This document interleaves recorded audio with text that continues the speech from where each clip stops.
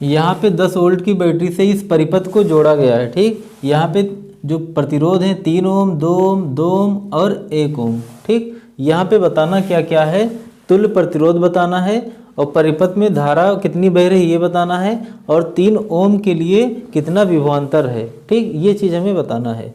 तो सबसे पहले नंबर 1 तुल्य प्रतिरोध हमें बताना है। अब यहाँ पे देखो भाई, ये अगर इनको देखा जाए तो ये श्रेणी क्रम में है, और ये जो है इनको अगर आपस में देखा जाए तो ये समांतर क्रम में है। तो सबसे पहले इनको आपस में समांतर क्रम में जोड़ लेना है। ठीक, फिर जो मिलेगा उनको श्रेणी क्रम में जोड़ लेंगे। तो यहाँ पे हमें काम करना है, जो समांतर क्रम में है इनके लिए हमें कौन सा काम करना है भैया, ये सूत्र लगेगा इसमें 1/r बराबर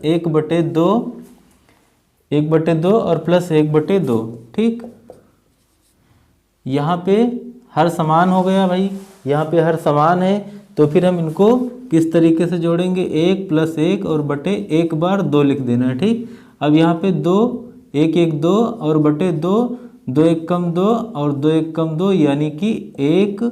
ठीक, और ओम, यानी कि यहाँ पे तुल्य प्रतिरोध यहाँ से, केवल यहाँ से 1 ओम मिला है। अब यहाँ पे ये 1 ओम हुआ, यहाँ पे 1 ओम हुआ और यहाँ पे 3 ओम है।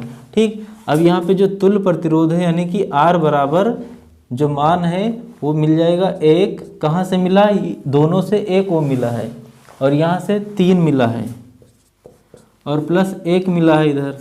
अब यहाँ पे टोटल में कितना हुआ, 5 ओम, यानी कि जो तुल्य प्रतिरोध है वो कितना मिला है, 5 ओम मिला है। अब हमें बताना है धारा। ठीक, क्या बताना है, धारा। नंबर 2 धारा। अब जो धारा के लिए जो सूत्र होता है भैया, धारा बराबर I, ठीक, V/R। ठीक, विभवांतर बटे प्रतिरोध, इसमें कर देना है, मान रख देना है, I का मान निकल जाएगा यहाँ से। तो यहाँ पे भाई V का जो मान है वो कितना है, 10 वोल्ट है। कितना है, 10 वोल्ट। ठीक, विभवांतर कितना है, 10 वोल्ट, और बटे R का जो मान है वो कितना है, 5 ओम। अब 5 एकम 5 और 5 दूनी 10, यानी कि I बराबर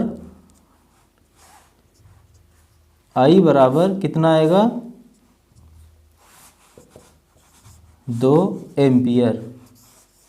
ठीक, नंबर 1 में 5 ओम यानी तुल्य प्रतिरोध कितना आया, 5 ओम, धारा कितना आया, 2 एम्पियर आया। अब हमें क्या बताना है, 3 प्रतिरोध है ना, 3 ओम, इसके लिए हमें विभवांतर बताना है। क्या बताना है, विभवांतर। अब यहाँ पे देखो V का मान कैसे निकालेंगे, R का गुणा I से करके।